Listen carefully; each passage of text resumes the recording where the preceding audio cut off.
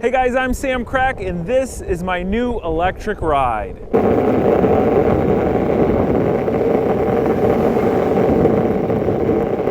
I know, it's not a car, right? This is the Backfire 2 Electric Longboard. And I know this is kind of something different, right? But I have been riding this now for the past month and I am in absolute love with this. It is the most fun I've had outside of James's 1,000 horsepower Mustang. As you're rolling, bump it. Whoa, hello. Now one of the reasons I really like this electric longboard is I come down to South Florida like once a month. And where I stay while I'm here, all the local stores, anything I need to get to is within a half a mile to a couple miles from where I'm at. And I'm typically driving, well, the V12 Mercedes gas hog. And so especially like right now when we have this amazing weather here in Florida, I don't like taking that car out and just burning through gas. Sometimes the traffic is not the most friendly down here either. I just don't tend to worry about any of that stuff here while I'm on the electric skateboard. It's so much fun. Now, one of the craziest things about this Backfire 2 board, it goes up to 22 miles an hour. And while I've got one hand on my GoPro, one hand on the remote for this, I'm not gonna take out a third hand to open up the speedometer app on my cell phone, but I can tell you right now, I'm a big dude and I've gone over 20 miles an hour on this thing, and it's hard to explain the feeling of 20 miles an hour on a longboard. It's really amazing.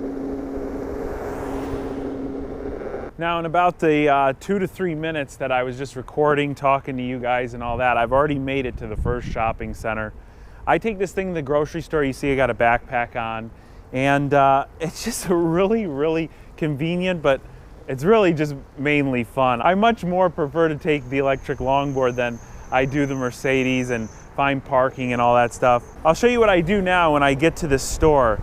Because a lot of people are like, well, then now you got this longboard, obviously you're not leaving it parked in a parking space.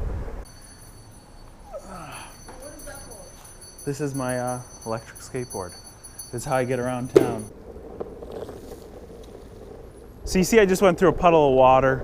This thing is water resistant. I think it's what they call IP67, water resistant. So there's no worrying about going through a puddle. I actually got caught in a little bit of a rain shower the other day, and everything worked out well. Now, 22 miles an hour might not sound like a lot to some of you guys, but I'm telling you right now, you need to make sure that you start this thing out in eco mode, or it's kind of like called beginner mode. It's very similar to a car, the way a car works. In eco mode, especially these hybrids, it dumbs down the throttle.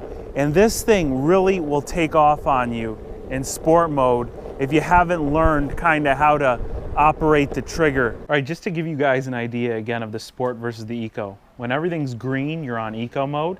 Here's the trigger right here, and I'm gonna put it all the way forward and see how the board just kind of takes off like that. Now this has a reverse on it, so I'm gonna put it in reverse and I'm gonna bring it back here. And then whenever we go ahead and we put it in sport, you'll see that it lights up red on that notch right there. We go ahead, and I'm just gonna give it a little bit of gas. Watch. See how much quicker it just moves out of the frame? So you definitely wanna start off in eco mode if this is your first time riding one of these. I'm a pretty big guy. Let's just say I weigh over 200 pounds. And this board has really good flex to it. And one of the big things when you're riding a longboard, if you're a bigger guy especially, when you hit a bump, you want the board to go in and flex like it's doing here. If it doesn't flex, there's a greater chance you're gonna get bounced off of it. Another big reason I picked this board over some of the other ones. So I just kind of came here to a quiet neighborhood and cruise around, but I did do a fair amount of research before I bought this board. Of course, we all know about the boosted board. It's 1,500 bucks. I'm sure it's great if you're using it for your main vehicle to commute in a big city like New York or whatnot. So I paid about $500 for the Backfire 2 board, and I saw there were a couple cheaper alternatives and some that are a little bit more expensive, and I felt that this just kind of fit in spec-wise to what I was looking for. Depending on how fast you're going while you're using it, you can go well over 10 and into the high teens of miles on this board on one single charge. I've gone about 4 or 5 miles on it, and it's never even gone like past half. Usually when I'm riding and I'm cruising, I'm never going faster than about 15 miles an hour. I just want to stay vigilant, make sure I'm not going to run into anything, fly off the board. The other thing is some of the cheaper boards won't really climb a hill very well. This will climb a 20% grade hill. Now what that means, I'm in Florida, I'm not in San Francisco, so we don't experience a lot of that, but if I ever did experience a hill of some sort, I didn't want to be stuck walking the board up the hill. I wanted to be able to just go up it on the board. And of course, it's something we already discussed, but 22 miles an hour. A lot of the cheaper boards go 10 miles an hour. They'll tell you it goes 22 kilometers an hour, which is around 10, 11 miles an hour. I wanted something that I could have a lot of fun on, and of course, this is it. Now, if you're going 22 miles an hour, you obviously need to be able to stop. Right here, you just pull the throttle, switch back a little bit. And this is, again, why you want to start out in eco mode. The brakes really do bite when you pull it back. So it gives you really good assurance that the board's going to stop, but definitely something you want to test before you go out on a main stretch of road, especially one with traffic, and start riding your board. Besides getting the remote when you get it, they do give you this tool, which will pretty much disassemble the entire board. This tool, and then there's one more in here, this Allen key. Between all of that, if you ever have any problems or want to swap out the wheels after they get worn out or whatnot, all your tools are covered. So it's pretty clear I bought the Backfire longboard for recreational purposes. The reality is electric vehicles are quickly becoming the way of the future.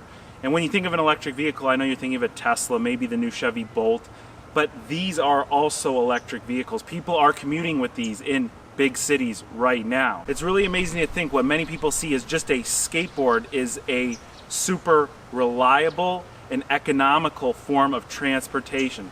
So if you want to check this out, I've linked the website below for Backfire boards. Also, for a few more days, they're running an Indiegogo special. It's cheaper than what I bought it. Like I said, I paid around 500 bucks for it. I think it's really, really well worth it. And as long as it holds up over time, like I said, I probably put about 20 miles on it in a month. I think that this is amazing. Everything's really user replaceable on it with the tools that I showed you it comes with. So if you have any questions about it, be sure to comment below. I'll try and respond to you. If I don't, contact me. Everything you need to do so is in the description box. Guys, thanks a lot for watching, and I will catch you very soon.